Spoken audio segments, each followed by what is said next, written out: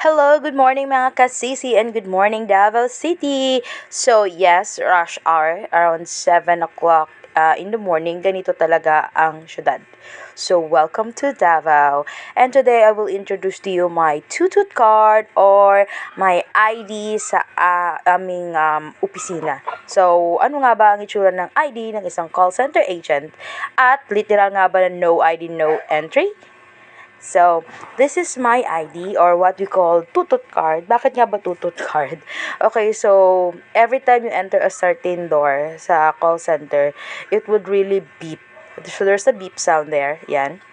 So, sa company ko ngayon, dalawa siya. But usually, isa lang yan, naka-attach na. But I'm kinda curious today, but dalawa. So, hey, welcome to Cybergate Delta. Yan. So, we are located at Davao City, Bahada. So, gusto mag-apply dyan, just PM me now, PM me how. Okay, so, welcome. So, this is 5th floor and yan nga pala yung mga trainees. So, mga newly hired, yan sila, nakasabay ko. Ayan. So, pagpasok pa lang, literal po dito na no ID, no entry. Kasi the door will never open pag wala kang ID. So, dalawa lang yung elevator. Ayan, for the siksik ang person. Okay, welcome sa lobby. Cute siya. Yan. Aesthetic. Oh, aesthetic ba? Okay, so I need to wait. Since I'm not yet late, pinauna ko muna silang lahat. Yan. Okay. Welcome to second floor. Ayun o. Kikita yung isang account. Okay. But I'm not allowed to disclose it. Yan. Okay. So, ang locker ko ay nasa third floor. So, for the go-on person sa third floor. So, dito magsisimula ang paggamit natin ng ID. Look. Yan. So, oh, diba? Bigat kuya. So, all you need to do is to tap my ID there. Pak. Ganun. Yan. And then, I can open the door. Mauna ka na, kuya. Hirap na hirap ka eh. Oh, yan. Yan. So, without my ID, hindi ako pwedeng mag-knock-knock lang dyan. Okay? Because it's questionable already. And then, before ka pumasok sa main office namin o sa area namin kung saan kami nagtitake ng calls, this is our locker. So, we are not allowed to bring our phone inside. So, ang phone is hanggang dito lang siya sa locker. Yan. So, main door lang. Yan, look. Ang dami. So, this is only for a certain account. Yes, sa isang account lang po yan.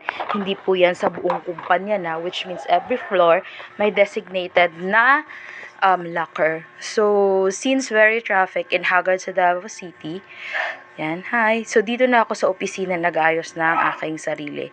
So, alis lang ako sa bahay ng Haggard, then I'll fix myself here kasi para hindi siya masyadong mahagard lalo. Hello to our cozy comfort room, o diba? Tsada.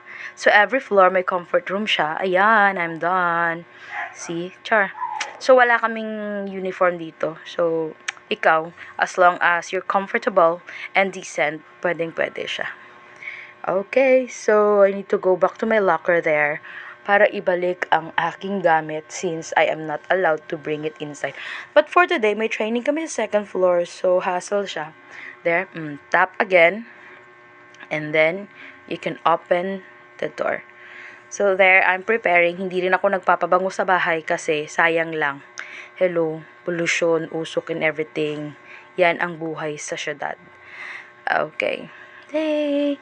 So, next time, I'll introduce to you kung ano nga ba, bakit ang daming abubot ng ID ng isang agent. Okay, so next time, i-introduce ko naman sa inyo kung bakit naman ang dami namang sabit-sabit ng ID lace namin. So, I'm off to our training room kasi for the training kami.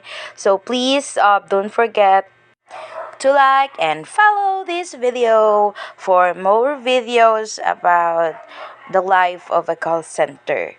So, bye mga sisi, mabuhay ang mga bayaning puyat. Bye-bye!